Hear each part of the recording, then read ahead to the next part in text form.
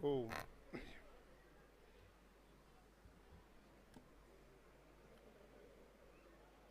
अंतर्राष्ट्रीय जाट संसद बेंगलुरु में आयोजित प्रवासी जाट अधिवेशन में उपस्थित हमारे केंद्रीय राज्य मंत्री आदरणीय डॉक्टर संजीव बालियान जी,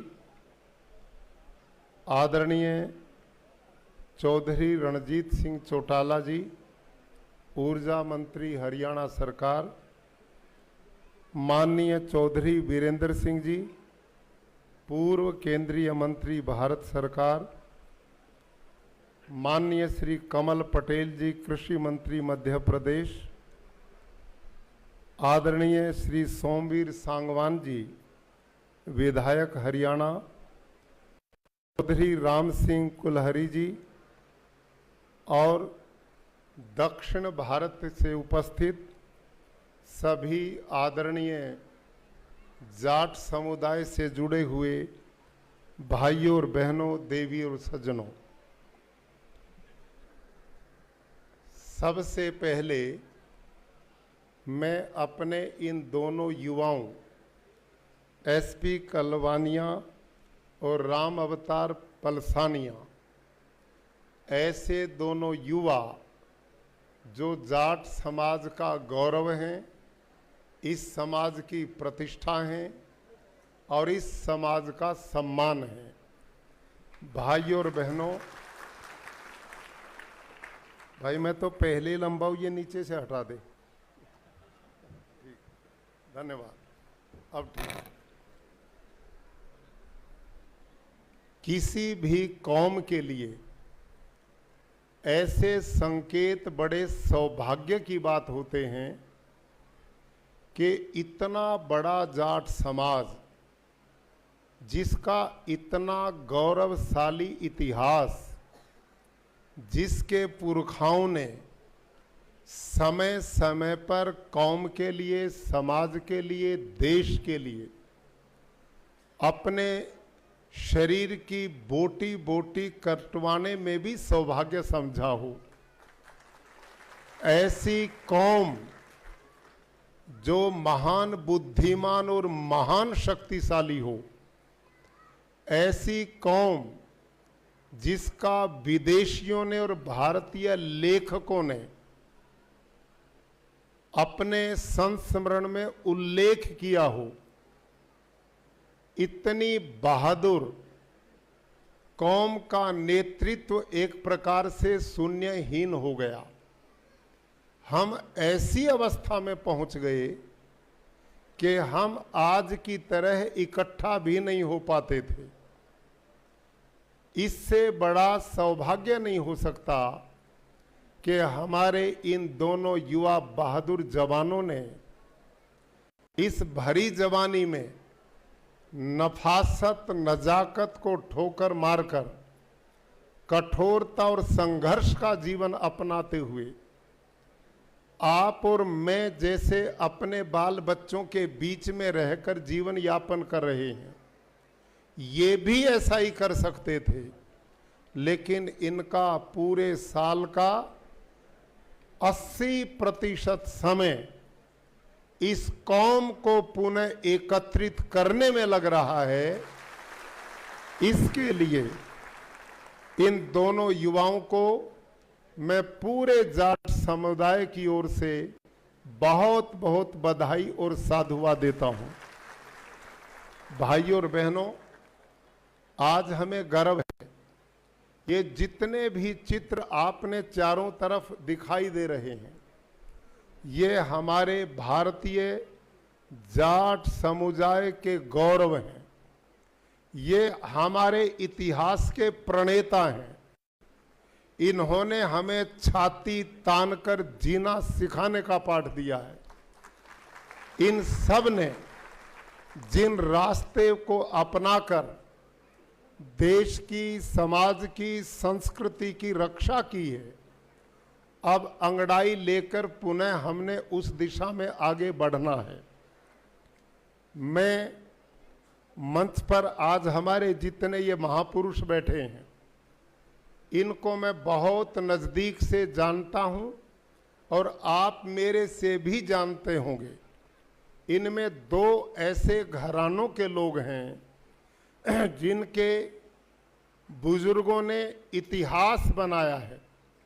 चौधरी छोटू राम ऐसा महामानव जिसने केवल जाट समुदाय में नहीं अपितु जिसने दीनहीन पिछड़े ऐसे मेहनती वर्ग को, जिसको हमेशा उसके अन्न धन का तो उपयोग किया लेकिन उसको आगे नहीं बढ़ने दिया, ऐसे गरीब समुदाय के समाज को पैरों पर खड़ा करने का काम किसी ने किया तो वो चौधरी छोटू राम ने किया।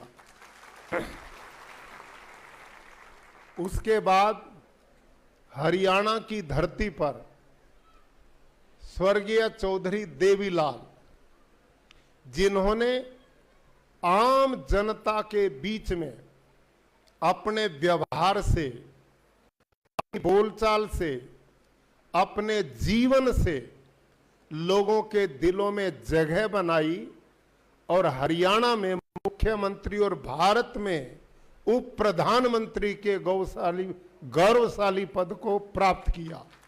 ये हम सब के लिए गर्व की बात है।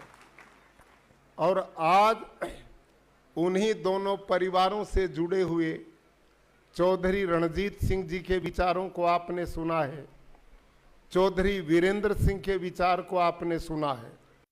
ये वो पुरानी परंपरा से जुड़े हुए लोग हैं जो हमारी जाट जाति के लिए भविष्य के निर्माण की दिशा में काम आगे बढ़ा रहे हैं। आज के इस कार्यक्रम में मेरे आने का जो सौभाग्य मैं अनुभव कर रहा हूं, उसमें चौधरी रणजीत सिंह जी का भी बड़ा सहयोग रहा। मैं अनुभव कर रहा हूं डॉक्टर संजीव बालियान जी एक ऐसे युवा जाट नेता हैं जो संघर्षशील हैं, बहुत मेहनत करते हैं और जिनकी बोल चाल व्यवहार अपने आप लोगों के दिलों में जगह बना लेता है। उत्तर प्रदेश में कई इस प्रकार के आंदोलन चले जिसमें इस जाट जाति के गौरव को बचाने में, इसकी अस्मिता और सम्मान को बचाने में आदरणीय डॉक्टर संजीव बालियान का बहुत बड़ा योगदान रहा है। भाइयों और बहनों, मैं एक दो चर्चा आपके बीच में जरूर करना चाहूंगा। पहली बात, जो कौम अपने इतिहास पुरुषों को भुला देती है वो इतिहास के पन्नों से मिट जाती है, और जो कौमें अपने महापुरुषों को, अपने बलिदानियों को, अपने इतिहास निर्माताओं को अपने आने वाली पीढ़ियों में स्थापित करके जाती है, ऐसी कौम को दुनिया के इतिहास से कोई मिटा नहीं सकता। इसलिए हमारा इतिहास इतना लंबा है, हजारों साल पुराना है, और कितने बहादुर और वीर हमारे पुरखा हुए हैं। भरतपुर के राजाओं और इधर महाराजा रणजीत सिंह ने इन जाटों की दो ऐसी रियासतें हुई हैं जिनको ना तो मुगल अपने अधीन कर पाए और ना अंग्रेज अपने अधीन कर पाए। ये वो कौम है जिसने अपना डोला भी किसी को नहीं दिया था, और डोला ही नहीं, ऐसे अवसर आए डोला लेने के, लेकिन वहां कुछ इतिहास की चूकें रहीं। वो एक लंबा विषय, उसकी चर्चा मैं नहीं कर पाऊंगा। लेकिन कितने बहादुर परिवारों में, कितने वीर कौम में हमने जन्म लिया है। हमारी आदरणीय मेरी माताएं बहनें बैठी हैं। आज इन माताओं बहनों के बीच में महारानी किशोरी, उसके इतिहास को आप जानिए। हम झांसी वाली रानी जो भारत का गौरव थी, उन पर हमें नाज है, लेकिन जाटो होडल की वो बहादुर जाट बेटी किशोरी किसी भी कीमत में झांसी वाली रानी से कम नहीं थी। और वो कितनी बहादुर वीरांगना थी। जब राजा सूरजमल अपने दल बल के साथ होडल की तरफ से आगे बढ़ रहे थे और कुछ बालक छोटी अवस्था में, आप सब जानते हैं जो गांव में पैदा हुए हैं, बालक घर बना करके खेलते हैं, कई तरह के आपस में खेल के तरीके होते हैं। होडल की वो बेटी अपनी सखी सहेलियों के साथ और अपने उम्र के बच्चों के साथ इसी प्रकार का घर बना करके गली में खेल रही थी, और उधर राजा सूरजमल की सवारी आ रही है। उनके अंगरक्षकों ने उन बच्चों को भगाना चाहा, लेकिन वो वीर बाला, उसने कहा कि मुझे यहां से मत हटाओ, मैंने बड़ी मेहनत से अपना एक घर बनाया है, और अपने इस हाथी वाले को कह दे रास्ता बदल दे, यदि मेरे घर को इसने तोड़ने की हिम्मत की तो मैं ऊपर से इसको गिराने की ताकत रखती हूं। इतनी बहादुर वाला। और जब वहां पर एक प्रकार से उनकी यात्रा अवरुद्ध हुई तो महाराजा सूरजमल का ध्यान गया, और वो बहादुर बेटी अंगरक्षकों के साथ दो दो चार होकर लड़ाई लड़ रही थी। महाराज सूरजमल ने देखा ये सामान्य बालिका नहीं है, और अपना चलता हुआ प्रवाह वहां पर यात्रा का रोक दिया। होडल गांव में गए, लोगों की पंचायत बुलाई, पता किया ये किसकी बेटी है, और गांव के लोगों के सामने पंचायत में अपना पल्लू पसार कर उस बेटी का उन्होंने विवाह के लिए प्रस्ताव रखा। और भाई और बहनों, ये वो बहादुर बेटी साबित हुई कि जिस प्रकार से महाराजा सूरजमल की एक सेना थी, वहां पर महिलाओं की सेना का नेतृत्व हमारी वो बहादुर माता किशोरी करती थी। और किशोरी ने हर मौके पर ऐसी वीरता का परिचय दिया। आप उस इतिहास को जरूर पढ़ें। जब अहमद शाह अब्दाली तीसरी लड़ाई उसने पानीपत की में पहुंचे, और राजा भाऊ मराठा, जिसको महाराजा सूरजमल ने 5 प्रस्ताव दिए थे, लेकिन इस देश का वो दुर्भाग्य था, इस देश के वो दुर्दिन थे कि महाराजा सूरजमल की बात को नहीं माना गया। अन्यथा भारत उसी समय मुसलमानों के आग से मुक्त हो गया होता। और महाराजा सूरजमल ने एक प्रस्ताव दिया था राजा भाऊ को कि देखो, ये युद्ध का मैदान है, ये खेल का मैदान नहीं है। तुम महाराष्ट्र से चल करके महिलाओं को साथ ले रहे हो, दूध मुहे बच्चों को साथ ले रहे हो, हम युद्ध के मैदान में आए हैं, आप इन महिला और बच्चों को यहां मत लाओ, ये उचित नहीं रहेगा। दूसरा, 6 महीने तक पानीपत के मैदान में पड़ाव डाल करके भाऊ मराठा की सेना तैयारी करती रही, और महाराजा सूरजमल ने कहा ये युद्ध का तरीका नहीं है। ध्यान करो, 20,000 सेना, केवल 20,000 सेना अहमद शाह अब्दाली के साथ थी, और राजा सूरजमल ने भविष्यवाणी कर दी, तुम जितना लंबा समय लगाओगे यहां का मुस्लिम समाज उनका साथ देगा, तुम गुरिल्ला युद्ध तत्काल करो, हमारी विजय निश्चित होगी। वो भी बात नहीं मानी गई, और उसका परिणाम आध घंटा भी हमारी सेना को मराठा सेना को परास्त करने में नहीं लगा। क्यों? हमारी फूट, हमारी जात पात, हमारा आपस में संगठित ना होना। रात को अहमद शाह अब्दाली ने देखा कि ये इतनी जगह मराठों के पड़ाव में अग्नि क्यों जल रही है। पता लगा कि वहां मराठा की सेना में जितनी जाति बिरादरी के लोग आए थे वो एक चूल्हे पर भोजन भी नहीं करते थे, इतनी छुआछात मानते थे। और ये बात अहमद शाह अब्दाली को आकर सूचना दी गई कि ये जो अग्नि अलग अलग जल रही उनके पड़ाव में, ये अलग अलग जातियों के भोजन पक रहे हैं, वो एक चूल्हे पर भी नहीं खा सकते। उसी समय अहमद शाह अब्दाली ने रात को ही आक्रमण कर दिया और उसी समय हमें परास्त कर दिया।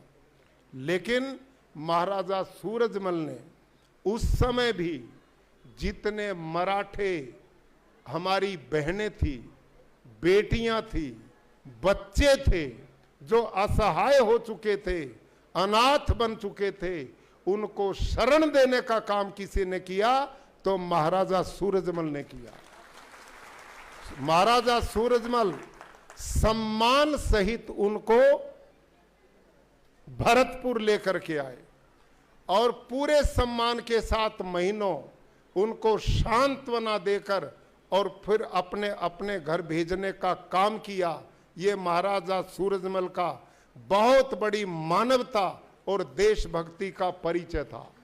और मेरे भाइयों और बहनों, महाराजा सूरजमल ने, अहमद शाह अब्दाली ने अपने जिन लोगों को दिल्ली के राज पर बैठाया वहां तो हार गए, लेकिन राजा सूरजमल को यह बर्दाश्त नहीं हुआ।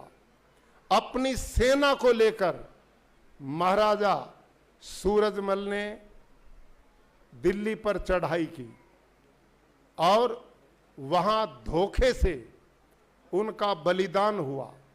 जब धोखे से बलिदान हुआ तो किशोरी ने उस समय कहा, मेरी बहनों आपके लिए सुनने की बात है, किशोरी ने उस समय कहा कि मेरे जितने बेटे हैं, उनका अपना किशोरी का बेटा नहीं था, उनकी जो दूसरी 3 बहनें थी उनसे 4 पुत्र थे और उनमें जवाहरमल को उसने गोद लिया। और उसके बाद भी चारों बेटों को कहा कि महाराजा सूरजमल ने जिंदगी में कभी हार का मुंह नहीं देखा। महाराजा सूरजमल को धोखे से मारा गया, अब जो दिल्ली जाकर उसके बदला लेगा वो बेटा आने वाले समय भारत की राजगद्दी का मालिक बनेगा। और इसका लक्ष्य लिया महाराजा सूरजमल, क्या नाम अपना, जवाहर सिंह ने। जवाहर सिंह ने आकर अपनी सेना के साथ दिल्ली पर चढ़ाई की और लाल किले के दरवाजे जो बंद थे उनको तोड़ करके दिल्ली पर विजय प्राप्त करने के लिए जब आगे बढ़ा तो उस समय देखा कि लाल किले के दरवाजों के सामने बड़े बड़े भाले लगे हुए थे। हाथी दरवाजे की ओर तोड़ने के लिए बढ़ता था, लेकिन भाले हाथी को आगे नहीं बढ़ने देना चाहते थे, कोई रास्ता नहीं बचा। तो उस समय किशोरी का भाई, आप जानते हैं ना, बल्लू पहलवान इतना बहादुर था, उसने अपने भांजे को कहा कि ऐसे हाथी दरवाजा नहीं तोड़ेगा, मैं दरवाजे के सामने अपने शरीर को अड़ाता हूं, मैं इतना चौड़ा लंबा हूं कि भाले मेरे शरीर तक रह जाएंगे और हाथी टक्कर मार करके किले के दरवाजे को तोड़ देगा तो हम अपना राज्य स्थापित कर पाएंगे।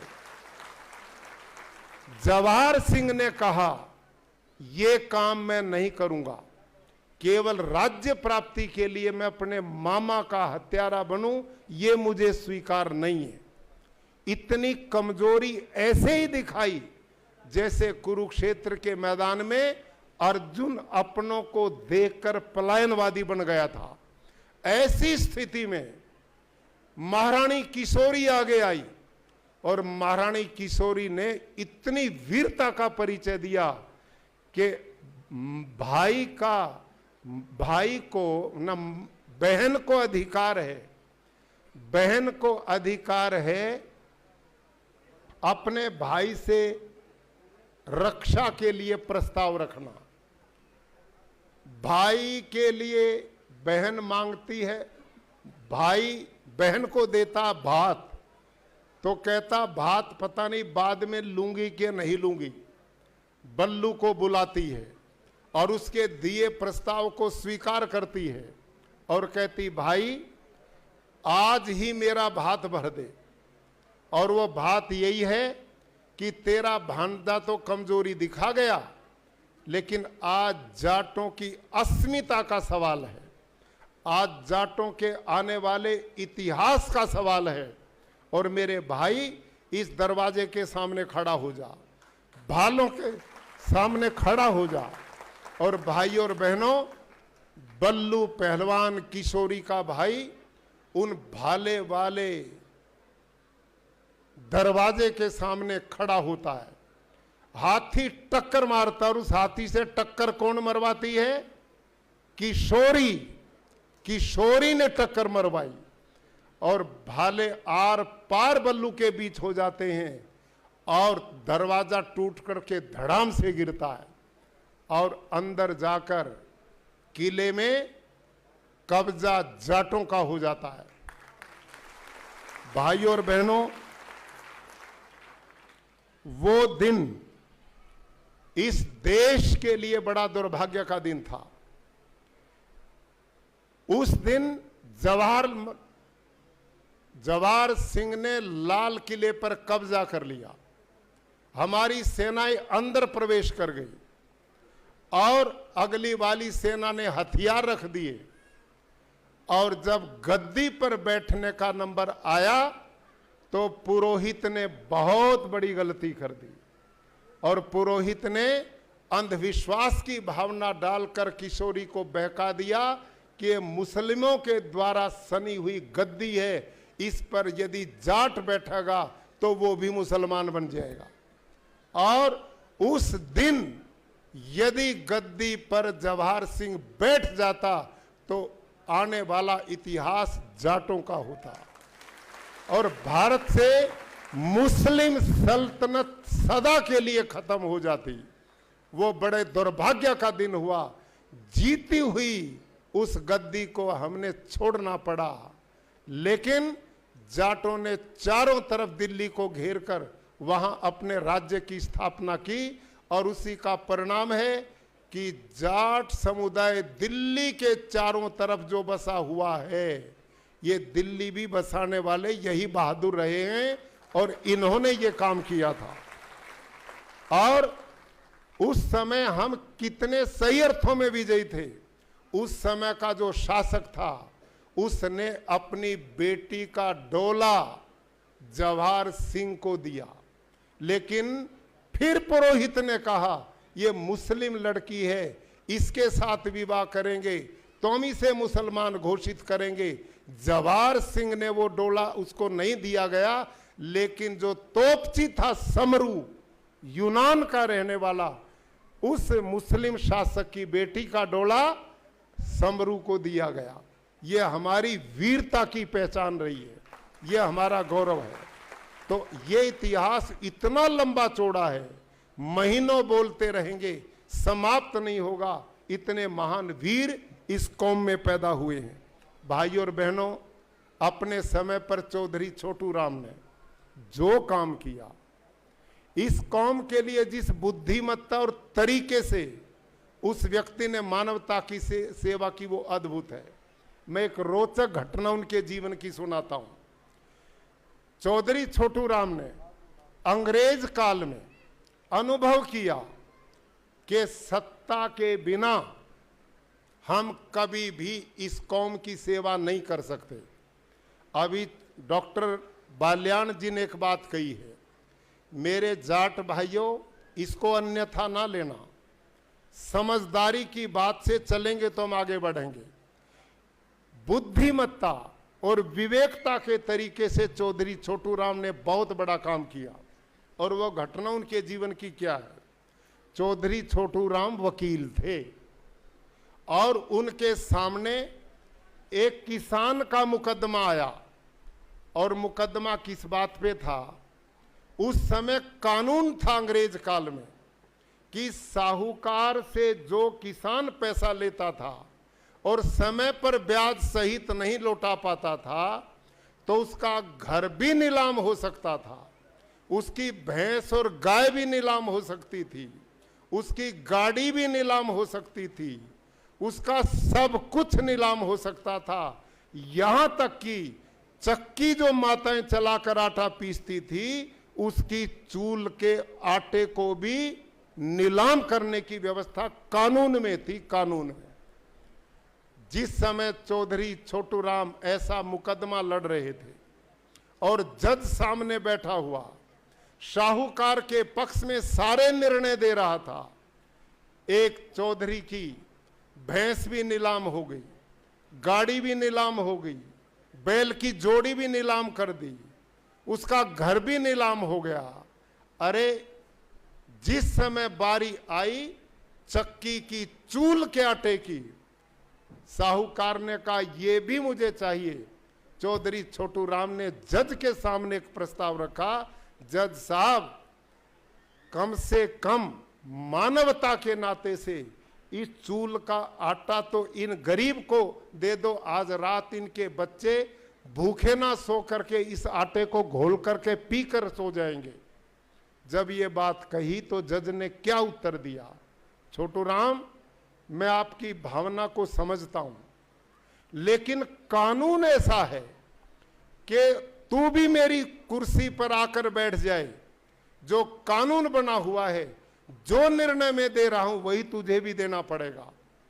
यदि तूने इन गरीबों पर तरस आता है, इन किसानों पर तरस आता है, तो एक तरीका बता देता हूं। और वो तरीका क्या है कि ये वकालत छोड़ और वहां जा जहां कानून बनाए जाते हैं, वहां जा जहां कानून बनाए जाते हैं। और उस दिन से चौधरी छोटू राम ने समझा कि इस वकालत से काम नहीं चलेगा, सत्ता में जाना पड़ेगा जहां कानून बनाए जाते हैं। और चौधरी छोटू राम इसी लक्ष्य को लेकर उन्होंने अंग्रेज सरकार में जाकर के सत्ता में जगह बनाई। और कमजोरी से नहीं बनाई, कमजोरी से नहीं बनाई, सूझबूझ विवेक से बनाई। आज इन जाटों ने उसी अकल की जरूरत है जो चौधरी छोटू राम ने दी थी। हर जगह तुम अखाड़ा खोले खड़े रहते हो, जहां देखो जहां सुख के टाइम आओ उनकी खिलाफ ही लठले खड़े हो जाते हो। अरे आप जब से भारत गुलामी से सत्ता में आया है, उसी समय से हमने जब जब अपने लोगों को आगे बढ़ाने का काम किया, ये वही लोग हैं जिनको आप फोटो में चारों तरफ देख रहे हैं। जब जब आपने उनको आगे बढ़ाया तो इस कौम का गौरव अस्तित्व भी बढ़ता चला गया। और जहां जहां पीछे हटोगे, जब वही पीछे हटेंगे तो हम आगे कैसे बढ़ेंगे? ये तो एक ही बात है चौधरियों, जो अभी बाल्याण जी ने कही, दुनिया में जीने के दो तरीके हैं, तीसरा नहीं है। दुनिया में जीने के दो तरीके, तीसरा नहीं है। क्या है? या तो किसी को अपना बना लो और या किसी के खुद बन जाओ। ना किसी को अपना बनाया और ना किसी के बने तो अकेले रहोगे, पिटते रहोगे, कोई पूछने वाला नहीं है। ये सीधे सा मामला है, इस बात को समझो। चौधरी छोटू राम ने 3 बात कही थी, 2 नहीं 3। उन्होंने किसान के लिए कहा था, मेरे भोले किसान, एक तो तू बोलना सीख ले, शालीनता से, व्यवहार तेरा ऐसा ना हो अक्खड़ पड़ने वाला, प्यार से तू बोलना सीख। दूसरा, दुश्मन और अपने को पहचानना सीख ले। ये समझ तेरी आनी चाहिए। और तीसरी बात उन्होंने की थी, ध्यान से सुनो, ये तीसरी बात आज के युग में बड़ी जरूरी है। तीसरी बात उन्होंने कही थी, सत्ता के साथ लग करके लाभ उठाना भी सीख लो, ये भी जरूरी है। और मजबूती देखो चौधरी छोटू राम की हुई है घटना। और घटना क्या हुई, उस समय मेरे ख्याल में 15-17 मिनिस्टर थे इस देश में अंग्रेज काल में, वायसराय गवर्नर जनरल के नीचे। उनमें 2 आदमी थे जो किसानों की बात करते थे। एक तो थे सर सैयद हयाकत खां और दूसरे थे चौधरी छोटू राम जी। उस समय ये जो गेहूं का रेट था ना, अनाज का रेट, वो 6 रुपए मन के करीब था। और इन चौधरी छोटू राम ने वायसराय को कहा, ये किसान के साथ सरासर अन्याय है। वो रात दिन खून पसीना बहाता है और गरीबी का जीवन यापन करता है, कम से कम उसके उत्पादन का रेट तो उसको मिलना चाहिए। तो इनकी आपस में बातचीत हुई और 9 रुपए तक धकेल करके उनको ले गए, 9 रुपए मन तक। इससे आगे वायसराय ने हाथ खड़े कर दिए। लेकिन इन चौधरियों ने चौधरी छोटू राम पर इतना विश्वास जमाया कि चौधरी छोटू राम जो बोलते थे वो ये करते थे। चौधरी छोटू राम ने कहा, भाई यूं काम नहीं चलेगा। वो सत्ता में थे, लेकिन होते हुए भी वो अन्याय किसानों का नहीं देख सके और उन्होंने डिमांड की कम से कम 13 रुपए 11 रुपए मन तो अनाज का भाव होना चाहिए। लेकिन वायसराय नहीं माना। दिल्ली से चौधरी छोटू राम चले लाहौर की ओर। उस समय उनके पास जीप थी और उस जीप से चले जा रहे थे लाहौर की ओर। रास्ते में एक गजब की घटना घटी। और घटना क्या घटी, चौधरी छोटू राम ने किसानों के लिए कई छूट दिलवाकर अंग्रेजों को अनुकूल बनवाया था। उनमें काम क्या था कि जो पक्की सड़कें थी ना उस समय, उन पक्की सड़कों पर कोई किसान अपनी बैलगाड़ी को चढ़ा ही नहीं सकता था। बारिश होती थी, उन गाड़ी में कोई बैरिंग तो थे नहीं, वो बैल बेचारे धक्के मार मार टूट लेते थे। एक पहिया पक्के पे एक कच्चे पे हो जाता था तो गाड़ी सरक जाती थी। ऐसा एक कानून बनवाया था। तो चौधरी छोटू राम दिल्ली से चले बड़े गुस्से में, और किस में, किसानों की रास्ते में बैठक करते जा रहे थे कि भाई किसानों, जब मैं कहूं एकदम अपनी खड़ी फसल में आग लगानी है तुमने, ये बोलते जा रहे थे। और रास्ते में एक किसान पानीपत करनाल के बीच में अपनी बैलगाड़ी के दोनों पहिए सड़क पर चढ़ा के ले जा रहा था। और चौधरी छोटू राम की जीप पीछे आई और उसने वो, उस समय हॉर्न थे वो रबड़ वाले, पां वाले, वो बेचारे आवाज दें, वो बिल्कुल नहीं उतरे चौधरी नीचे। 15 मिनट हो गई पूरा हॉर्न देते देते, चौधरी ने कतई गाड़ी नीचे नहीं उतारी। जब उसका खेत का गोंडा रास्ता आया तो चौधरी ने अपनी गाड़ी सड़क से नीचे उतारी। चौधरी छोटू राम गाड़ी आगे बढ़ाकर रोक ली अपनी जीप और बोला, भाई चौधरी जरा सुनिए। आ गया चौधरी गाड़ी वाला। तो चौधरी छोटू राम ने उस जाट को कहा, ध्यान से सुनियो भाई। चौधरी छोटू राम ने जाट से कहा कि भाई, मैंने सुना है थारा कानून ये था कि तू एक पहिया सड़क पे चढ़ा सका था, दूसरा नीचे रखना था। मैं कब का हॉर्न बजा रहा हूं, तने दोनों पहिए गाड़ी पे चढ़ा रखे, भले आदमी कानून क्यों तोड़ा। तो इसके उत्तर में वो चौधरी नहीं हूं तो पता नहीं है छोटू राम जी बात कर रहे मेरे से।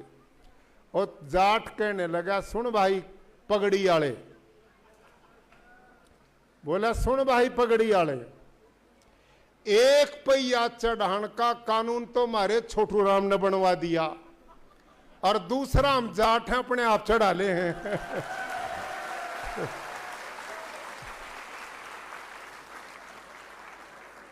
तो चौधरी छोटू राम ने उसकी कमर थपथपाई, बलियारा मैं न्यू ही चाहूं हूं कि तुम्हारे में इतना स्वाभिमान पैदा हो जाए कि तुम अपना रास्ता खुद बना लो।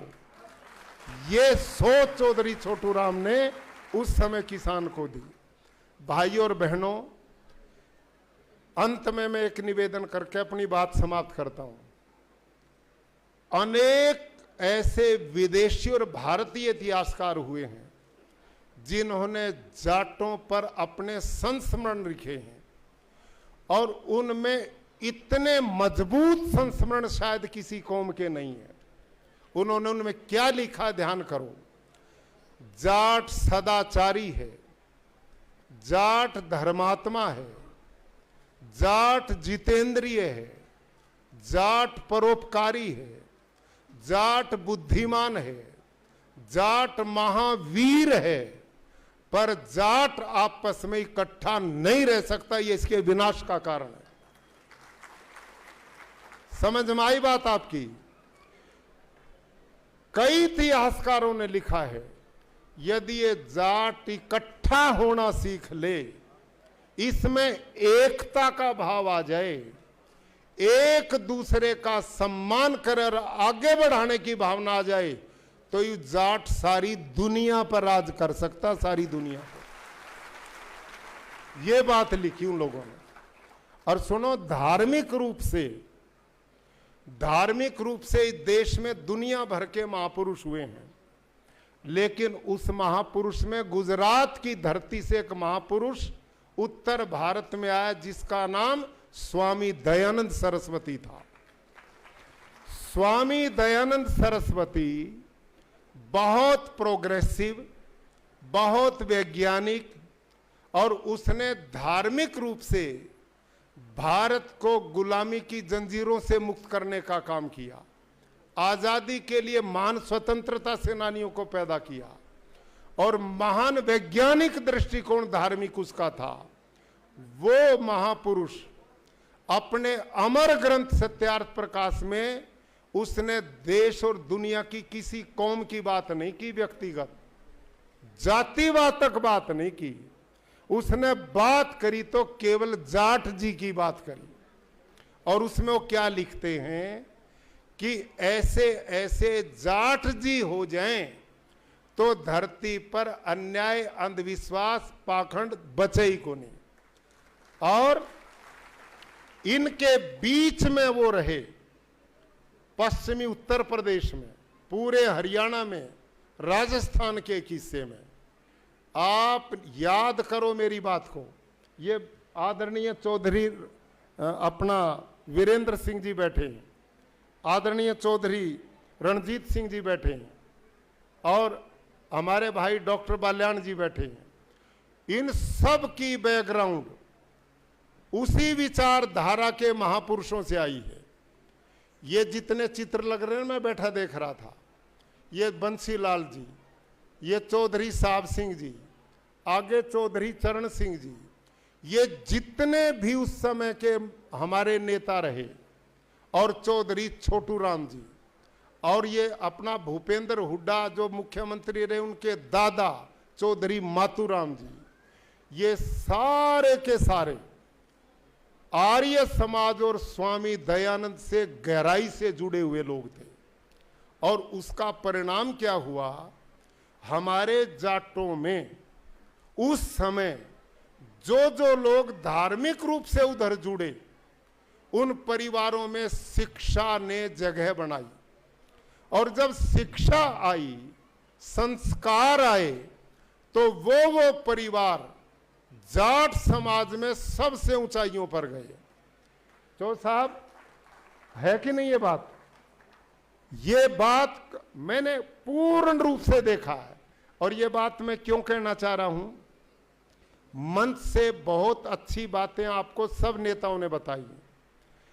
इस समय कौम को संगठित करना, आर्थिक रूप से समृद्ध करना बहुत जरूरी है, लेकिन इन दोनों चीजों का आधार एक ही चीज बनेगी, से ध्यान से सुन लो आप, वो है अच्छे संस्कार और अच्छे विचार। आने वाली पीढ़ियां जिस कौम की इस प्रकार की होती, वो कौम आगे बढ़ने से नहीं रुक सकती। आज आर्थिक रूप से मैं बधाई देता हूं यहां जितने भी मेरे भाई बहन बैठे हैं।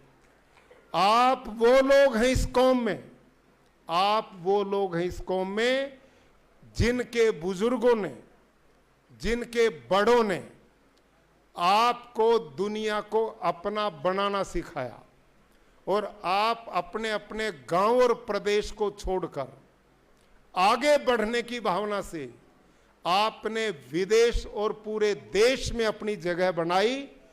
इसके लिए मैं आपके बुजुर्गों को भी धन्यवाद करता हूं और आपको भी बधाई देता हूं।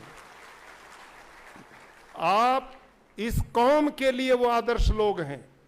यदि बाकी हमारे लोग आपसे प्रेरणा लें कि आगे कैसे बढ़ा जाता है, घर परिवारों को आगे उन्नति कैसे की जाती है, वो काम आप लोगों ने कर दिखाया है। आप इस समय दक्षिण भारत के हर प्रांत में वहाँ की भाषा पर आपने काबू पाया, वहाँ की संस्कृति को आपने अपनाया, लोगों के दिलों में आपने जगह बनाई और अपने व्यापार बिजनेस को उन्नत किया। यही जीने का तरीका है, यही जीने का तरीका है। बाकी समाज इस काम को ले, और इसका तरीका आप और हम जो आज के युग में एक रास्ता लेकर आगे बढ़ चुके हैं, अपने उन भाइयों के लिए जो अभी पिछड़े हुए हैं, उनको ये रास्ता दें, उनके लिए रास्ते खोलें, उनकी हर क्षेत्र में मदद करें। इससे एक अच्छे समाज का निर्माण होगा। लेकिन इसके साथ एक निवेदन मेरा, ये कौम बहादुर है, वीर है, संघर्षशील है, लेकिन दुख होता है जब अखबारों में पढ़ते हैं कि हमारी युवा पीढ़ी के लड़के नशों में डूबे हुए, दारू के नशे में पड़े हैं, स्मैक के नशे में पड़े हैं, दूसरी ड्रग्स ले रहे हैं। ध्यान करो भाई और बहनों, धन धर्म का साधन भी बनता और धन विनाश का भी साधन बनता है। जिस कौम में, जिस परिवार में, समाज में धन का सदुपयोग होगा, वो परिवार आगे बढ़ेंगे, कौम आगे बढ़ेगी। और जिस कौम में धन का अपमान होगा, उसका दुरुपयोग होगा, उस धन के द्वारा हमारे बच्चे गलत रास्ते पर जाएंगे, गलत संस्कारों के साथ जाएंगे और इन नशों में पड़ेंगे। कितना भी धन है वो किसी काम का नहीं है। किसी ने लिखा ना, भाई अच्छा पुत्र काहे धन संचय, पूत सुपूत काहे धन संचय, और पूत कुपूत काहे धन संचय। यदि आप लोगों ने, हमने अपनी संतानों को संस्कारवान, विचारवान, बुद्धिमान बना लिया, तो धन नहीं कमाओगे तो वो अपने आप कमा लेंगे। और यदि हमने ये संस्कार नहीं, ये धन कमाया, तो सारे की दारू पी जाएंगे, कोई लाभ इसका नहीं है। वही कौम आगे बढ़ेगी जिसके बालक शिक्षा में आगे बढ़ेंगे, विचार से उन्नत होंगे, शरीर से बलवान होंगे और व्यसनों से मुक्त होंगे। हमारी कौम में सारी चीजें हैं। दो चीजों पर थोड़ा विचार करो। एक तो आपसी एकता भाव, एक दूसरे की मदद, और दूसरा नशों से मुक्ति, नशे से मुक्ति। आने वाली पीढ़ियों को बचाओ, कि हम नशा नहीं करेंगे, ब्याह शादी हम करते हैं, घर में ऐसे आयोजन करते हैं, सबसे ज्यादा ये दारू की बोतलें हम ला करके रखते हैं। भाई जब बड़े छोटे एक ही जगह पर ये काम करेंगे तो आप रोक कैसे पाओगे? महाजनों ये न गतस पंथा, शास्त्र में लिखा है बड़े लोग जिस रास्ते पर चलते हैं छोटे उसका अनुसरण करते हैं। और अंत में शास्त्र में लिखा हमारे यहाँ ऋषियों ने, से जातो ये न जाते न याति वंश समुन्नतिम परिवर्तिनी संसारे मृत को आने जाए थे, कि इस धरती पर जिस पे हम आए हैं ना, इस पे जिसने जन्म लिया वो जरूर जाएगा दुनिया से। मैं और आप कोई रहने वाले नहीं है, लेकिन धन्य होते हैं वो कौम, धन्य होते हैं वो परिवार कि जो इस जन्म को पाकर अपने कुल के गौरव को दिग दिगंत तक फैलाने का काम करते हैं, आने वाली पीढ़ियों के लिए जीवन का एक संदेश दे करके जाते हैं। और हमारे यहाँ वेद ईश्वरीय ग्रंथ माने जाते हैं, उनमें उपदेश है संगच्छध्वम संवदध्वम संभवनांसी जानताम देवा भागम यथा पूर्वे संजाना उपासते। कौम दुनिया में कौन जिंदा होती है? जो मिलकर चलती है, मिलकर बोलती है, मिलकर विचार करती है और एक दूसरे की सहयोगी बनती है, वो इतिहास में जगह बनाती हैं। और वहां एक और बात लिखी है, आपस में कितना प्यार होना चाहिए हम आपस में, एक दूसरे मानव समाज में। अन्यो अन्यम अभिहर्यत वत्सम जातमिवागना। उसका मतलब क्या है? सहृदय सामनस्य में विद्वेषम कृणोमि में।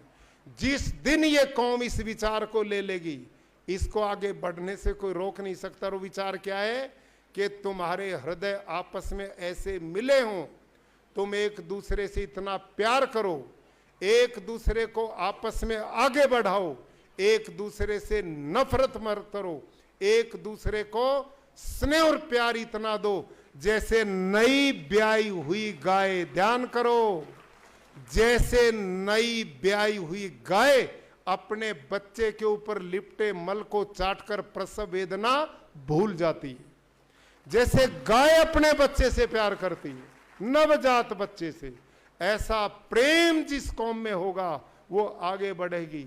समानी प्रपा सवो न भागा समाने योक्त्रे सेवो युनजमी। मतलब जैसे रथ के नाभि स्थल पर कमानियां होती, कमानियां, और उस रथ पर जब वजन होता है तो कैसे उठता है? ऊपर वाली कमानी पर वजन पड़ता है तो नीचे वाली सहारा बनती है, ऊपर 2 पर वजन पड़ता तो तीसरी सहारा बनती है, और 3 पर वजन पड़ता तो चौथी सहारा बनती है। और जब वो सारी इकट्ठी हो जाती हैं तो पूरे रथ के वजन को गंतव्य स्तर पर ले जाती हैं। भाइयों और बहनों, जिस कौम में हम कमानी की तरह आपस में जुड़ जाए, एक दूसरे के सहयोगी बने, व्यसनों से मुक्त हों, अपना इतिहास बनाने के लिए आपने कुछ मर्यादाओं को जीवन का हिस्सा बनाना पड़ेगा। इस भीड़ से बाहर निकलना पड़ेगा, और इस भीड़ से बाहर निकलने का तरीका यह है कि हमारे जीवन जीने के मानदंड होने चाहिए, चर्चा होनी चाहिए। ये जाट का बेटा है, ये व्यसन नहीं करता, ये जाट का बेटा है, ये दीनहीन की सेवा करता है, ये जाट का बेटा है, ये देश की रक्षा के लिए बलिदान दे सकता है, ये जाट का बेटा है, मानवता के लिए बलिदान दे सकता है। ये विचार जब आम जनता के बीच में आपके बारे में होंगे तो आप इस भीड़ से अलग बन जाओगे, और इतिहास उससे बनता है। ऐसी सोच हमने पैदा करनी चाहिए। भाइयों और बहनों, हमारी माताएं वीरांगना थी, वीरांगना है, हमारे बहादुर जवान वीर हैं आज भी। हमारी जितनी सेनाएं हैं उनमें सबसे ज्यादा इस कौम के बेटे सीमाओं पर देश की रक्षा करते हैं। हमारी आंतरिक समस्याएं पुलिस है, इसमें हमारे बेटे रक्षा करते हैं। हमारी बहादुर बेटियां अब AK-47 लेकर देश की सीमाओं पर खड़ी हुई हैं। हमारे बेटे बेटियों ने खेल जगत में विश्व पर विजय प्राप्त करके भारत की गरिमा और गौरव को बढ़ाया है। आज हमारे आईएएस, आईपीएस, सिविल सर्विसेज सेवाओं में हमारे बच्चे कीर्तिमान स्थापित कर रहे हैं। सब तरह से हम परिपूर्ण हैं। इसमें बस एक ही तरीका है, आने वाली पीढ़ियों को नशे जैसी बुराइयों से बचाना, अपने बच्चों के स्वास्थ्य को अच्छा बनाना। उनके लिए कोचिंग सेंटर, हमारे में धनपति हैं, वो इस तरह के काम कर सकते हैं। इतना बड़ा काम मैं गुजरात में देखता हूं। पटेल समाज, मैं अपनी आंखों से देख रहा हूं भाइयों, वो कैसे आगे बढ़े। मैंने उनसे पूछा, वो कौन है? वो किसान है, 2-2, 4-4 किले भूमि है, आप और हमसे ज्यादा जमीन नहीं, लेकिन एकता के सूत्र में बंधे। मैं वहां बात करता हूं तो तरीका क्या है? आज दुनिया के 172 देशों में गुजरात के पटेल हैं। और कारण, मैंने पूछा ये कारण क्या है? गांव के अंदर एक गली में 10 लड़के इकट्ठे होते हैं और उनमें तरीका क्या है? उनमें जो ज्यादा पढ़ा लिखा है वो 9 उसकी आर्थिक मदद करते हैं और उसको विदेश भेज देते हैं। और वो जब वहां पर स्थापित हो जाता है और उसको दूसरे की जरूरत है तो फिर वो दूसरे को भेजते हैं। जब 2 स्थापित होते हैं तो तीसरे को भेजते हैं, और तीसरा हो जाता चौथे, और कुछ समय के बाद 10 के 10 वहां पर अपनी जगह बनाते हैं।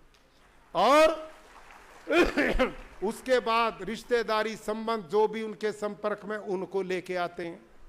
अब ये भावना आगे बढ़ने की भावना है। दूसरा, वो लोग क्या करते हैं? इस समय गुजरात में 3-3, 400 करोड़ रुपए उन लोगों ने इकट्ठा किया। इतने भव्य स्थल बनाए जिनमें 1-1 हजार बेटे और बेटी, वहां पर गांव से आकर उनको कोचिंग दी जाती है और बिल्कुल निःशुल्क बराबर दी जाती है।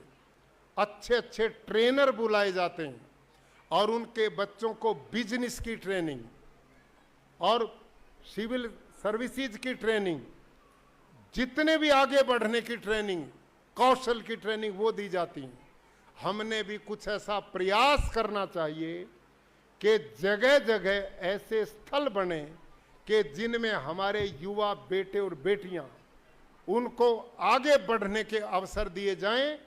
तो आज हमारे बेटे बेटी की बुद्धि कौशल में कोई कमी नहीं, हम हर क्षेत्र में आगे बढ़ सकते हैं।